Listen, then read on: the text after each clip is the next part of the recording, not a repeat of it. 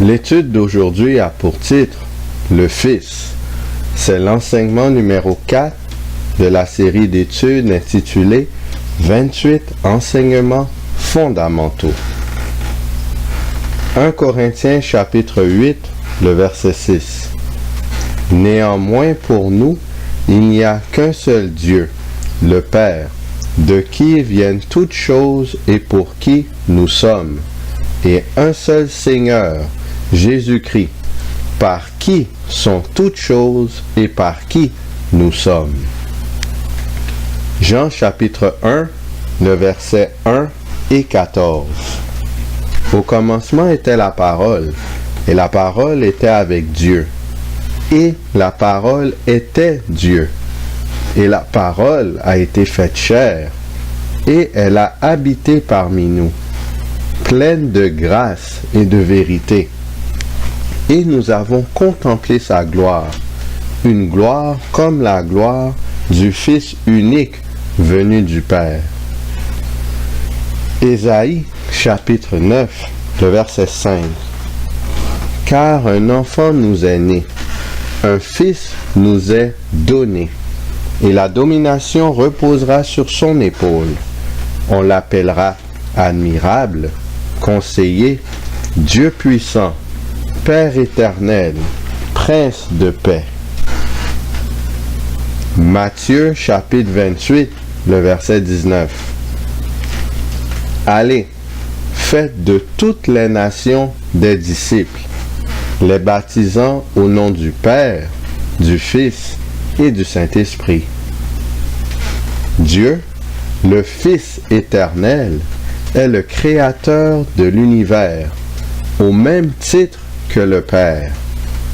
Il est aussi appelé Dieu, Seigneur et Père éternel.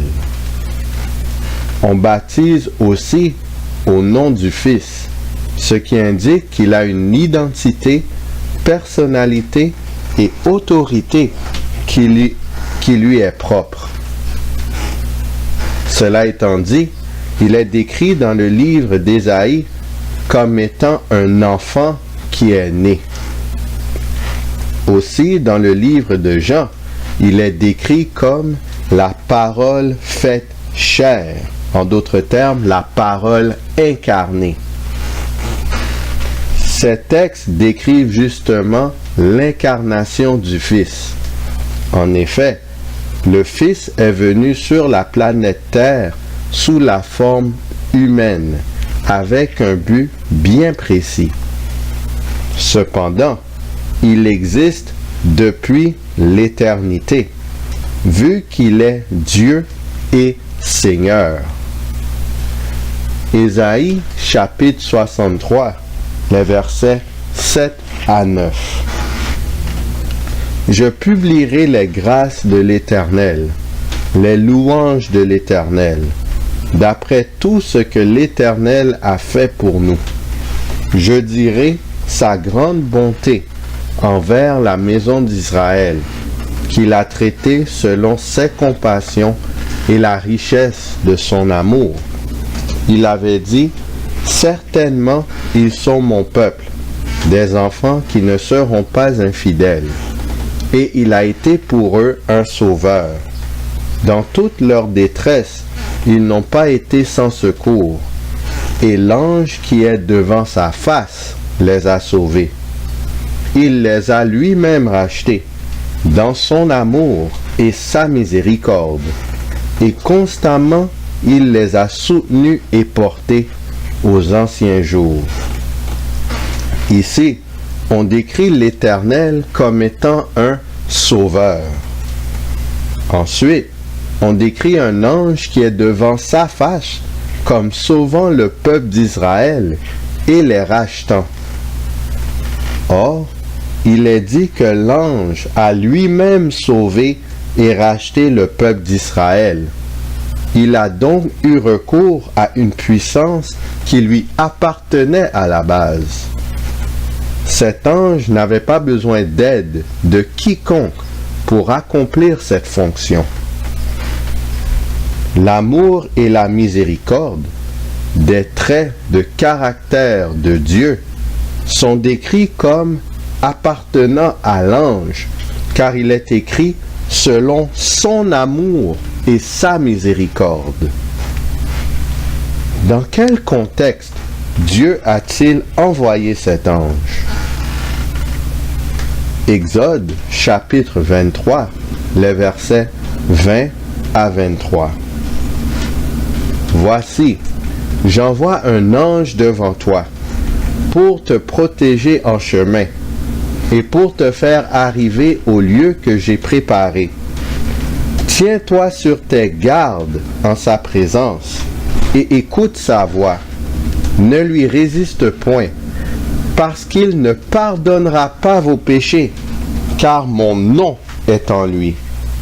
Mais si tu écoutes sa voix, et si tu fais tout ce que je te dirai, je serai l'ennemi de tes ennemis et l'adversaire de tes adversaires. Mon ange marchera devant toi et te conduira chez les Amoréens, les Hétiens, les Phéréziens, les Cananéens, les Héviens et les Jébusiens, et je les exterminerai. Dieu avait promis à Moïse d'envoyer un ange pour diriger le peuple d'Israël vers les Amoréens, les Hétiens, les Phéréziens, les Cananéens, les Héviens et les Jébusiens. Cet ange avait le nom de Dieu en lui. Le mot « nom » vient du mot hébreu « Shem » qui signifie nommé, réputation, renommée, gloire, le nom comme désignation de Dieu, souvenir, monument. L'ange possédait donc toute la réputation, la renommée, la gloire, le souvenir, le monument et la désignation de Dieu. De plus, Dieu a dit que cet ange ne pardonnerait pas les péchés du peuple d'Israël. Cela sous-entend que cet ange avait en fait la capacité de pardonner les péchés des Israélites. Qui possède la capacité de pardonner les péchés? Josué chapitre 24, le verset 19. Josué dit au peuple: vous n'aurez pas la force de servir l'Éternel, car c'est un Dieu saint, c'est un Dieu jaloux. Il ne pardonnera point vos transgressions et vos péchés. Marc chapitre 2, les versets 5 à 7. Jésus, voyant leur foi, dit au paralytique: mon enfant, tes péchés sont pardonnés. Il y avait là quelques scribes qui étaient assis et qui se disaient au-dedans d'eux: comment cet homme parle-t-il ainsi? Il blasphème. Qui peut pardonner les péchés si ce n'est Dieu seul? Seul Dieu est capable de pardonner les péchés. L'ange portant le nom de Dieu est donc Dieu lui-même. Il reste à savoir si cet ange est Dieu le Père, Dieu le Fils ou Dieu le Saint-Esprit. Daniel chapitre 3, les versets 23 à 25. Et ces trois hommes, Shadrach, Méshach et Abednego, tombèrent liés au milieu de la fournaise ardente. Alors le roi Nebuchadnezzar fut effrayé et se leva précipitamment. Il prit la parole et dit à ses conseillers: n'avons-nous pas jeté au milieu du feu 3 hommes liés? Ils répondirent au roi: certainement, au roi. Il reprit et dit: eh bien, je vois 4 hommes sans lien qui marchent au milieu du feu et qui n'ont point de mal. Et la figure du 4e ressemble à celle d'un fils des dieux. Le mot Dieu provient de l'hébreu Elah, qui signifie Dieu, à savoir le Dieu d'Israël. Nebuchadnezzar avait donc reconnu l'aspect du Fils de Dieu en regardant le quatrième individu qui a délivré les 3 jeunes Hébreux. Que dit Nebuchadnezzar par la suite? Daniel chapitre 3, le verset 28. Nebuchadnezzar prit la parole et dit: Béni soit le Dieu de Shadrach, de Meshach et d'Abed-Négo, lequel a envoyé son ange et délivré ses serviteurs qui ont eu confiance en lui et qui ont violé l'ordre du roi et livré leur corps plutôt que de servir et d'adorer un autre Dieu que leur Dieu. Nebuchadnezzar décrit le Fils de Dieu comme étant l'ange de Dieu. Sans doute, Daniel et ses compagnons lui avaient enseigné certains détails sur Dieu le Père et Dieu le Fils. De ce fait, l'ange de l'Éternel, qui accompagnait et soutenait constamment le peuple d'Israël après sa sortie d'Égypte, était nul autre que Dieu le Fils. En effet, le Fils peut vaincre le diable sans avoir besoin d'aide d'autrui. Il peut racheter et sauver. Il peut aussi pardonner les péchés commis par les humains. Quel était le nom du Fils avant son incarnation? Daniel chapitre 10, les versets 8 à 11. Je restai seul, et je vis cette grande vision.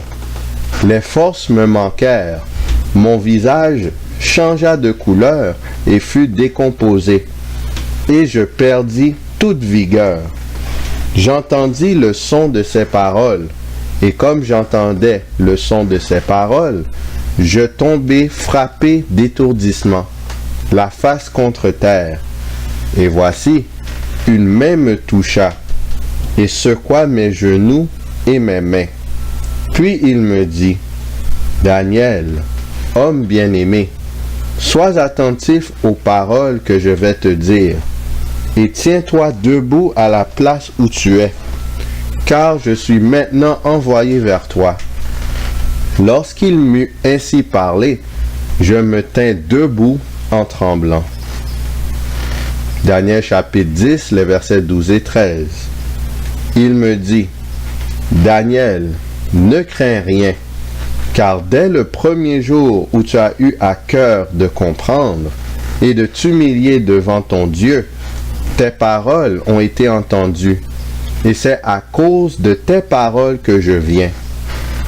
Le chef du royaume de Perse m'a résisté 21 jours, mais voici, Michaël, l'un des principaux chefs, est venu à mon secours, et je suis demeuré là auprès des rois de Perse.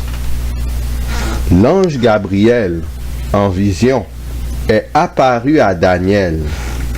Gabriel a dit que le chef du royaume de la Perse l'a résisté pendant 21 jours.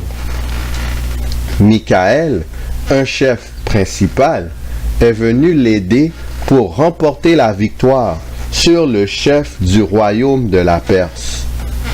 Cela étant dit, qui est Gabriel? Luc chapitre 1, le verset 19. L'ange lui répondit: Je suis Gabriel, je me tiens devant Dieu. J'ai été envoyé pour te parler et pour t'annoncer cette bonne nouvelle. Gabriel dit qu'il est un ange qui se tient devant Dieu. Pourtant, il a tout de même recours à l'aide de Michaël pour vaincre le chef du royaume de la Perse. Michaël est donc un être supérieur à Gabriel. Daniel chapitre 10, les versets 20 et 21. Il me dit: Sais-tu pourquoi je suis venu vers toi? Maintenant je m'en retourne pour combattre le chef de la Perse, Et quand je partirai, voici, le chef de Javan viendra. Mais je veux te faire connaître ce qui est écrit dans le livre de la vérité. Personne ne m'aide contre ceux-là, excepté Michaël, votre chef. Gabriel déclare que personne ne l'aide dans son combat contre le chef de la Perse, ni contre le roi de Javan, sauf Michaël. Cela indique qu'aucun individu, à part Gabriel et Michaël, est capable de combattre le chef de la Perse. Michaël seul peut remporter la victoire sur lui. Michaël est décrit comme étant le chef du peuple d'Israël. Le nom Michaël provient de l'hébreu et il est traduit en grec par Michel. Jude, chapitre 1, le verset 9. Or, l'archange Michel, lorsqu'il contestait avec le diable et lui disputait le corps de Moïse, n'osa pas porter contre lui un jugement injurieux, mais il dit « Que le Seigneur te réprime ». Apocalypse chapitre 12, les versets 7 et 8. Et il y eut guerre dans le ciel. Michel et ses anges combattirent contre le dragon. Et le dragon et ses anges combattirent, mais ils ne furent pas les plus forts, et leur place ne fut plus trouvée dans le ciel. Le mot archange signifie chef des anges. Dans l'Apocalypse, on voit que Michel a des anges qui sont sous son ordre. Ainsi, Michel est à la fois un chef d'êtres humains et un chef des anges. Lui seul est capable de remporter la victoire sur le diable, le chef de la Perse. Le nom Michaël signifie qui est comme Dieu. Michaël est Dieu lui-même. Il reste à savoir si Michaël est Dieu le Père, Dieu le Fils ou Dieu le Saint-Esprit. 1 Thessaloniciens chapitre 4, le verset 16. Car le Seigneur lui-même a un signal donné à la voix d'un archange et au son de la trompette de Dieu, descendra du ciel, et les morts en Christ ressusciteront premièrement. On se rappelle que Michaël est la seule personne qui est appelée archange dans la Bible. C'est donc à la voix de Michaël que les morts ressuscitent. Jean chapitre 5, le verset 25. En vérité, je vous le dis, l'heure vient, et elle est déjà venue, où les morts entendront la voix du Fils de Dieu, et ceux qui l'auront entendu vivront.